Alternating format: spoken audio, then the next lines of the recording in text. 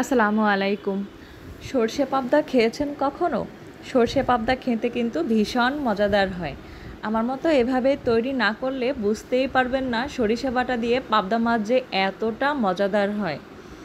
তো চলুন আমি এটা কিভাবে রান্না করেছি আপনাদেরকে দেখাচ্ছি। আমি নিয়েছি কিছুটা পাবদা মাছ, দিয়ে দিচ্ছি কিছুটা লবণ এবং এখানে দিয়ে দেব 1/3 চামচ হলুদ গুঁড়া এবং 1/3 চামচ মরিচ গুঁড়া। এসব কিছু দিয়ে আমি মাছটাকে ভালোভাবে মাখিয়ে 10 মিনিট রেখে দেব। আপনাদের হাতে যদি সময় না থাকে এটা মাখানোর সাথে সাথেই আপনারা এটা ভেজে রান্না করে নিতে পারেন। তো আমি এটাকে 10 মিনিট রেখে দেব, তাতে করে মশলাগুলো মাছের গায়ে ভালোভাবে ঢুকবে। তো দেখুন আমার মাখানোটা কিন্তু শেষ হচ্ছে। 10 মিনিট পর এটাকে আমি এখন ভাজতে চুলায় চলে যাব। আমি চুলায় একটা প্যান বসিয়ে দিয়েছি, গরম হতে এখানে তৈল দিয়ে দেব এবং এক এক করে সব মাছগুলো দিয়ে ভেজে নেব। আমার ভিডিওটি যদি ভালো লাগে অবশ্যই আমার চ্যানেলটিকে সাবস্ক্রাইব করে আমার নতুন সব ভিডিও পাওয়ার জন্য আমার চ্যানেলটি সাবস্ক্রাইব করবেন এবং আমার ভিডিওগুলো আপনার কাছে কেমন লাগে কমেন্টস করে জানাবেন এবং অবশ্যই একটা লাইক দিবেন। আমার চ্যানেলটি সাবস্ক্রাইব করার কারণে সমস্ত রকম নতুন ভিডিও আপনার মোবাইলে চলে যাবে, নোটিফিকেশনে আপনি দেখে নিতে পারবেন আমার সব রকম ভিডিওগুলো। আমার মাছের নিচের পাশটা ভালোভাবে ভাজা হলে আমি এগুলোকে উল্টে দেব, উল্টিয়ে উপরের পাশটাও ভেজে নেব। আমি মাছগুলোকে উল্টিয়ে দিয়েছি। এবার নিচের পাশটা ভালোভাবে ভাজা হলে মাছগুলোকে আমি তুলে নেব। তো দেখুন আমার মাছটা কিন্তু ভাজা শেষ। আমি এটাকে নামিয়ে নিচ্ছি, অন্য একটা প্যান বসিয়ে দিচ্ছি।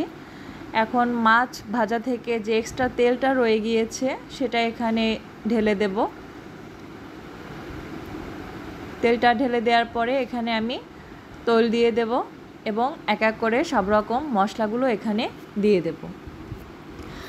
আমি এই রান্নাটা করার জন্য 4টে কাঁচামরিচ, কিছুটা লবণ এবং সরিষা মিশিয়ে একসাথে বেটে পেস্ট করে রেখেছি। 4 চা চামচের মতো হবে, 4 চা চামচের একটু বেশি হবে। আমি এখানে দিয়ে দিচ্ছি 2 চামচ ভর্তি করে পেঁয়াজ বাটা, দিচ্ছি হাফ চামচের একটু বেশি রসুন বাটা এবং হাফ চামচ আদা বাটা। এগুলোকে আমি তেলের সাথে ভালোভাবে একটু নাড়িয়ে চাড়িয়ে মিশিয়ে নেব। তাতে করে কাঁচা গন্ধটা দূর হবে। এবার আমি দিয়ে দিচ্ছি 1/3 চামচ জিরা গুঁড়া এবং 1/3 চামচ ধনিয়া গুঁড়া। এবার আমি দিয়ে দেব এখানে পরিমাণ মতো লবণ। সবগুলোকে আমি তেলের সাথে ভালোভাবে ভেজে নেব, তাতে করে খুব সুন্দর একটা গন্ধ বের হবে এবং কাঁচা গন্ধটা চলে যাবে। আমি এখানে দিয়ে দেব হাফ চামচের মতো হলুদ গুঁড়া এবং 1 চামচের চেয়ে একটু কম মরিচ গুঁড়া। যেহেতু আমি সরিষা বাটার ভিতরে কাঁচা মরিচ বেটে দিয়েছি সেজন্য মরিচটা এখানে ব্যালেন্স করে নিতে হবে যাতে ঝালটা বেশি হয়ে না যায়। আপনারা আপনাদের মাছের পরিমাণ অনুযায়ী ঝালটা দিয়ে দিবেন। আমি মশলাগুলোকে ভালোভাবে কষানোর জন্য এখানে পানি দিয়ে দিচ্ছি। এবার পেস্ট করে রাখা সেই সরিষা বাটাগুলো এখানে দিয়ে দিচ্ছি। আপনারা অবশ্যই সরিষা বাটার সময় কাঁচামরিচ এবং একটু লবণ সাথে বেটে নেবেন, তাতে করে সরিষাটা তেতো হবে না, খেতেও খুব সুস্বাদু হবে। আমি এবার মশলাগুলোকে ভালোভাবে সরিষার সাথে কষিয়ে নেব। দিয়ে দেব কিছুটা গোলমরিচের গুঁড়া, তাতে করে খুব সুন্দর একটা ফ্লেভার আসবে। সরিষা এবং গোলমরিচ এবং সব মশলা মিলে এত সুন্দর একটা ফ্লেভার আসে যে আপনি এভাবে রান্না না করলে বুঝতে পারবেন না যে কত সুন্দর একটা ফ্লেভার আসে। এই সব মশলাগুলো দিয়ে যখন মাছটা রান্না করা হয় তখন খেতে দুর্দান্ত লাগে। তো দেখুন আমি কিন্তু মশলাটা ভালোভাবে কষিয়ে নিয়েছি। এবার দিয়ে দেব কিছুটা ঝোল।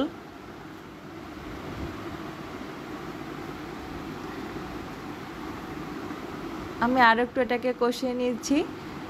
এখন মাছগুলোকে দিয়ে দেব এই ঝোলটার সাথে। মাছটাকে ভালোভাবে কষানোর জন্য একটা খুন্তির সাহায্যে সব মাছগুলো আমি ভালোভাবে বসিয়ে দেব এবং মশলাগুলো যাতে মাছের গায়ে লাগে সেজন্য খুন্তি দিয়ে গিয়ে মশলাগুলো একটু মাছের গায়ে লাগিয়ে নেব। পাবদা মাছটা একটু নরম মাছ, তাই এই কাজটা একটু খুব সাবধানেই করতে হবে যাতে মাছগুলো ভেঙে না যায়। একটা একটা সরিয়ে সরিয়ে দিয়ে মশলাগুলো একটু খুন্তির সাহায্যে মাছের গায়ে লাগিয়ে নিতে হবে, তাতে করে মশলাগুলো মাছের গায়ে ভালোভাবে ঢুকবে।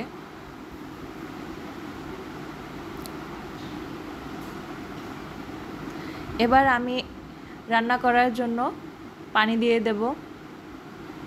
ঝোলটা টেনে না আসা পর্যন্ত জাল করব এবং রান্নার শেষ পর্যায়ে আমি 2টো কাঁচামরিচ ভেঙে দিয়ে দেব, তাতে করে হালকা একটু ঝালও বের হবে এবং খুব সুন্দর একটা কাঁচামরিচের ফ্লেভার আসবে। আমি কাঁচামরিচ দিয়ে দিচ্ছি। ঝোলটা আরেকটু টেনে আসলেই এটাকে আমি নামিয়ে নেব।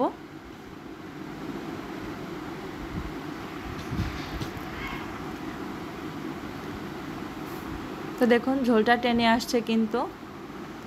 এবার আমি এটাকে আপনাদেরকে নামিয়ে দেখাচ্ছি এটা দেখতে কতটা সুন্দর এসেছে। এই রেসিপিটা করার সময় আপনারা সামান্য একটু তেল বেশি দেবেন, তাহলে খেতে অনেক বেশি মজাদার হয়। সরিষা দিয়ে পাবদা মাছে এতটা মজা, এটা রান্না না করলে বুঝতে পারবেন না।